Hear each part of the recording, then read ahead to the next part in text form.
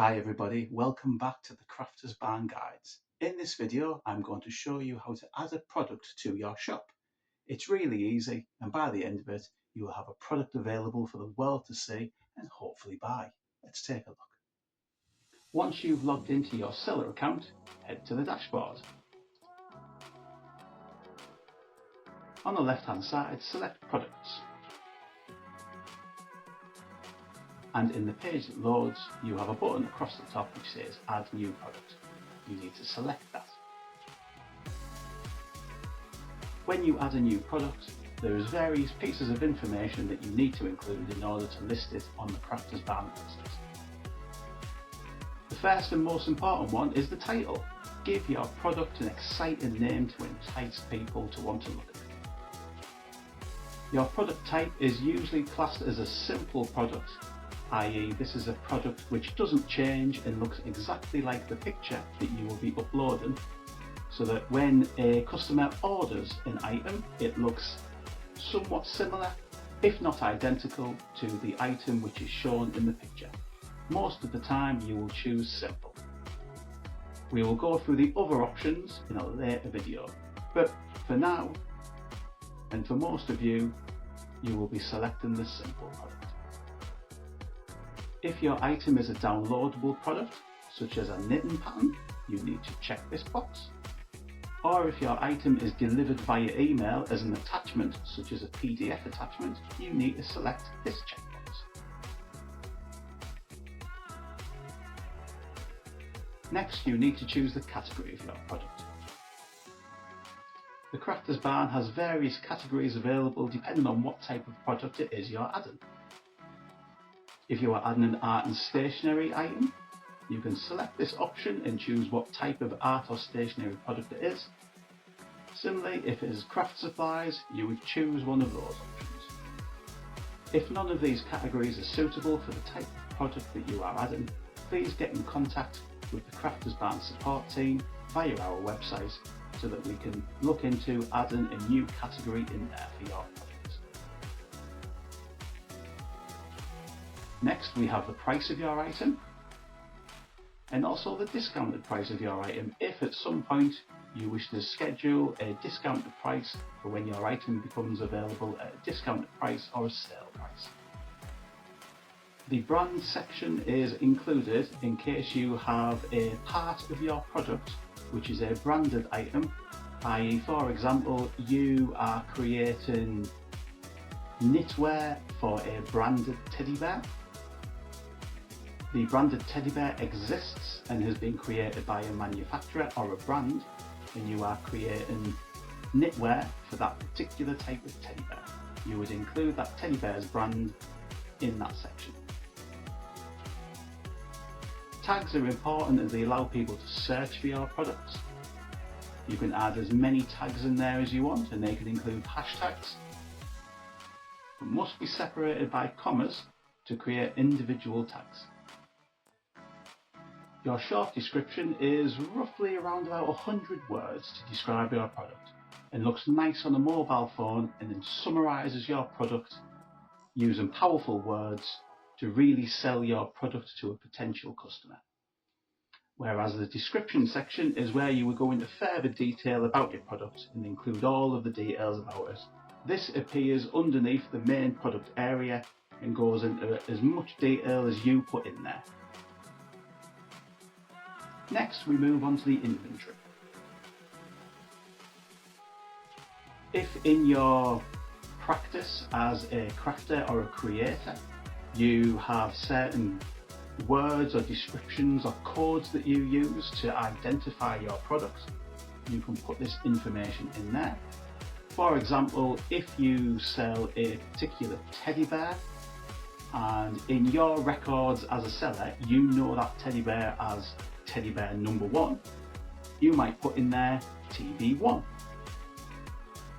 That means that when you get an order, you will also get included with that the stock keeping unit, the SKU, so that you can quickly see that item TB1 has been ordered.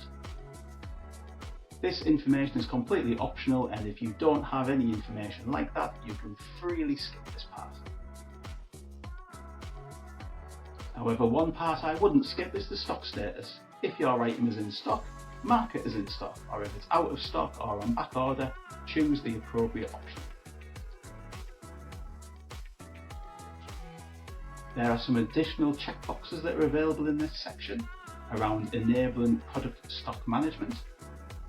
What this means is when an order is fulfilled, it will automatically decrease the number of items that you have in stock.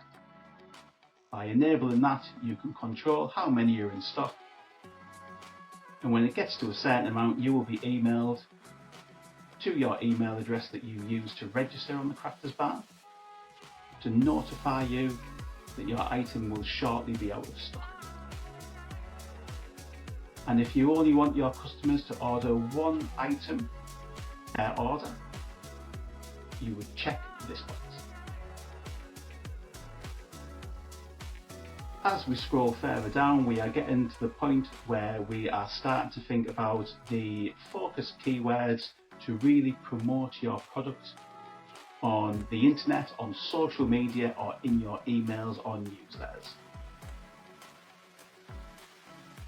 Usually your focus keyword is also the name of your product, but you might also include some descriptive words in there to describe your item in a little bit more detail to really help social media and search engines to really grab your product and push it really far to your potential customers. Up next, we have shipping and tax. If you have a physical product and you are looking to post to people once they order it, then you will need to include your shipping details.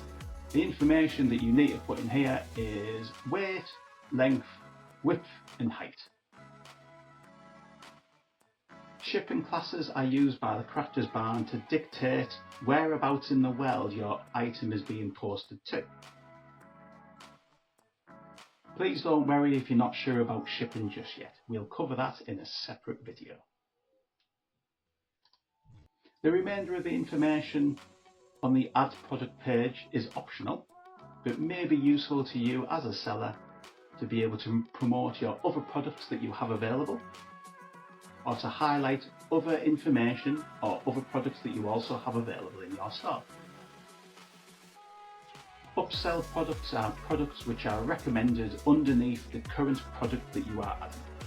If you have any existing products that are already in your shop which you also want to promote underneath this existing product, you can add them here by searching for them and entering their name. And in a similar manner, the cross-sells are products that will appear in your customer's shopping cart when they are about to check out. So just before the customer checks out, the Crafters Barn can make some recommendations about other products that you have available. And again, that works in the same way as the upsells box, where you select into it and start typing in the name of a product so that you can cross-sell that product as a customer is about to enter the checkout. Attributes are not really that important for simple products, but can be used to describe your product in a little bit more detail, such as the colour, what material it's made of, and if it's medium, large or small, if it's a piece of clothing. We will discuss attributes in more details in another video when we talk about variable products. The Crafters Barn has a fairly strong return and warranty for customers. But if you have your own, as your own seller, you can tick this box. It will allow you to enter your own warranty and return information. If you are a wholesale customer who is selling to other sellers, you might want to enable this box, as you might sell your product at a discounted price or a different price, depending on if you are selling to a customer or to another seller. And for the final section here, there are other options about whether or not the product is visible on the website or if it's available. And if you want to include a note with your product when a customer orders it, that note that you enter in this box here will be included in the email that is sent to the customer to confirm the order. Now, before we select Save Product, we are just going to scroll back up to the top of the page. And on the right hand side here, we have a big box for us to add our products. You simply just need to click on the Upload a Product cover image and use the Upload feature to upload the photographs or images of your product so that it is added to this product listing along with the wording and the other options that you have already put in. If you have multiple images because you want images of your product from different angles, that's absolutely fantastic. We find that products that sell better have multiple images so that customers get the chance to see their product from different angles. If you want to add more images, there is a plus button at the bottom where it will enable you to add more images to your product information.